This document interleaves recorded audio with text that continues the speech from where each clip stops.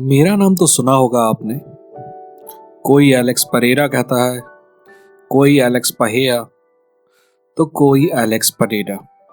खैर, मुझे इस बात से फर्क नहीं पड़ता कि आप मुझे क्या पुकारते हैं, क्योंकि मैं मुक्कों की भाषा बोलता हूँ।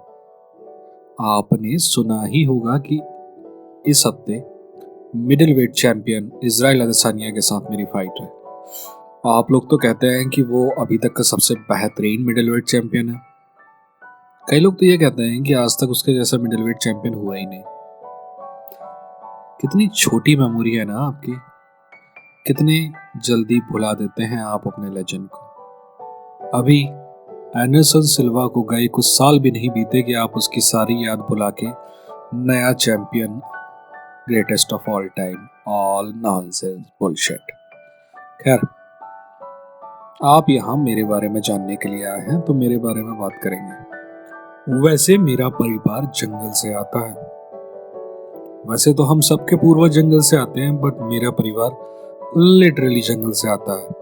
मैं उस जनजातीय समूह का सदस्य हूँ जो आज भी जंगल में रहते हैं। वैसे मेरा जन्म सीमेंट के जंगल में, रियो के फवेला में हुआ। गरीब परिवार का बच्चा था तो सपने भी छोटे थे। मेरा सपना था कि जिस दिन मेरे पास कार हो गई मैं अपने आप को सफल आदमी मानूंगा। वैसे बचपन में ही मेरा निकनेम पोएटा पड़ गया था, जिसका मतलब होता है पत्थर वाले हाथ। वैसे तो ये बात बताने में मुझे शर्म आती है, पर सच तो ये था कि मैं पढ़ाई में अच्छा नहीं था। इसीलिए मैंने 12 साल की उम्र में ही स्कूल छोड़ दिया। स्कूल छोड़ने के बाद शायद आपको लगे कि मैंने बुरा किया, पर स्कूल छोड़ने के बाद शायद थोड़ा बहुत कमा कर अपने परिवार का बोझ हल्का कर रहा था।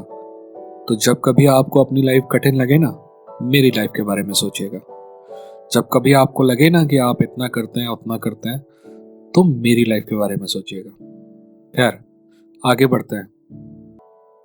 12 साल की उम्र में मैं मजदूरी करने लगा, मजदूरों के साथ दिन भर रहने लगा। कभी कभी माइनिंग का भी काम मिल जाता तो माइनिंग में चला जाता। 13 साल की उम्र आते तक मैंने शराब पीनी शुरू कर दी थी, और ऐसी वैसी नहीं, मैं हर दिन लगभग एक बोतल शराब पी जाता था जब मैं केवल 14 साल का था। एक तरफ मेरी माँ को गर्व था कि मैं घर के लिए कुछ कमा के लाता हूँ, वहीं जब मैं शराब पी कर आता तो मुझे मेरी माँ के चेहरे पर एक डर दिखाई देता कि कहीं मैं हिंसक ना हो जाऊं।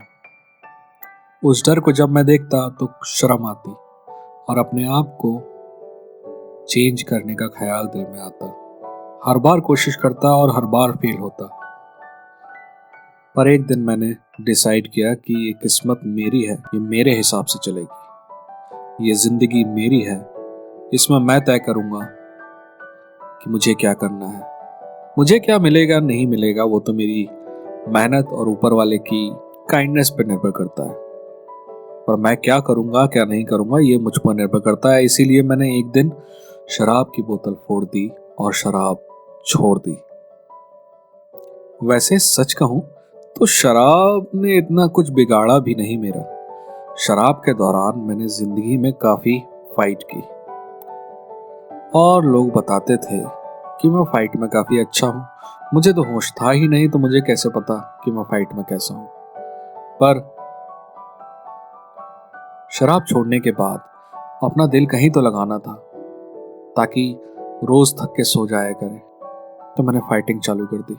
मैंने फाइटिंग 22 साल की उम्र में शुरू की। 22 साल की उम्र में।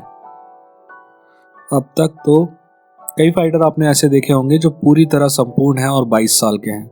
जब कभी आपको लगता है ना कि यार अब तो बहुत देर होगी, कुछ नहीं कर सकते, मेरे बारे में सोचिएगा। मैंने 22 साल की उम्र में फाइटिंग शुरू की थी और मैं चैंपियन बना। खैर, किस्सा जारी रखते हैं। 22 साल की उम्र में मैं पहली बार किक बॉक्सिंग जिम में गया। बस फिर क्या था, मैंने किक बॉक्सिंग कंपटीशन में हिस्सा लेना चालू कर दिया और मैं एक के बाद एक फाइट जीतता रहा। पर एक तरफ मेरी जिंदगी में सफलता आ रही थी, तो दूसरी तरफ अल्कोहलिज्म का शैतान एक बार फिर से मेरी जिंदगी में आया। मैंने इससे लड़ने की बहुत कोशिश की, पर कई बार जीतता तो कई बार हारता। मेरे कोच ने कहा कि अगर तुम्हें आगे जाना है तो इसे हमेशा हमेशा के लिए छोड़ना होगा। अगर मुझे चैंपियन बनना है तो शराब को तो हराना ही था। तो चौथी बार चौथे ट्राई में मैंने शराब हमेशा के लिए छोड़ दी और फिर मैंने इंटरनेशनल किक बॉक्सिंग में हिस्सा लेना चालू किया। मैं पहले लोकल ब्राजीलियन प्रमोशन का चैंपियन बना, बाद में मैं साउथ अमेरिकन प्रमोशन का चैंपियन बना, फिर मैंने K1 के चैंपियनशिप जीती और मेरा पिनेकल बॉक्सिंग में किक बॉक्सिंग में तब आया जब मैंने ग्लोरी की किक बॉक्सिंग चैंपियनशिप जीती। वहीं आपके लड़के इजराइल अदेसानिया को पहली बार हराया और अगले साल फिर हराया और दूसरी बार तो नॉकआउट किया। देखना कभी टाइम मिले तो। वैसे मेरा सफर किक बॉक्सिंग में उतना आसान नहीं था जितना नजर आता है। मुझे कई बार हार का सामना करना पड़ा। कई बार तो मैं 2-2 फाइट लगातार हार गया और मुझे एक बार फिर शून्य से स्टार्ट करना पड़ा। पर मैंने तय कर लिया था कि मैं एक नहीं 2 डिवीजन का चैंपियन बनूंगा और मैंने बन के दिखाया। किक बॉक्सिंग में सब कुछ हासिल करने के बाद मैंने MMA का इरादा किया। वैसे आप लोगों को पता नहीं है, पर एक बार 6 साल पहले भी मैं MMA कर चुका था और एक फाइट में हार भी चुका था। तो बाद में मैंने MMA को दोबारा ज्वाइन किया और इस बार मेरा कोच बना ग्लोवर तेसेरा। वैसे MMA में आने के 2 कारण थे। पहला तो मैं अपने आप को किसी और गेम में भी साबित करना चाहता था और दूसरा पैसा किक बॉक्सिंग में नहीं था। सुना है कि आपके चैंपियन को बहुत पैसे मिलते हैं। देखते हैं कि जब मैं चैंपियन बनूंगा तो कितने पैसे मिलेंगे। मैं आपको बताऊंगा जरूर।